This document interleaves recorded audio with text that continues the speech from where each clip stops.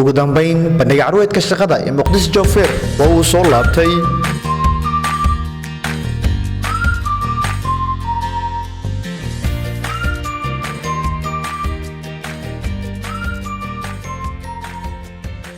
Mogadishu Job Fair waa shir weyne ay ujeedadiisu tahay in la isku keeno dhammaan shirkadaha Soomaaliyeed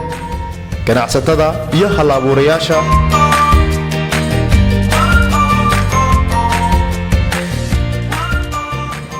ujeedadiisu ugu weyn ay tahay shaqo abuurka iskaashiga bilaabidda iyo maalgelinta ganacsiyo ku cusub magaalada Mogadishu iyo wadaagidda fikradaha hal-abuurnimo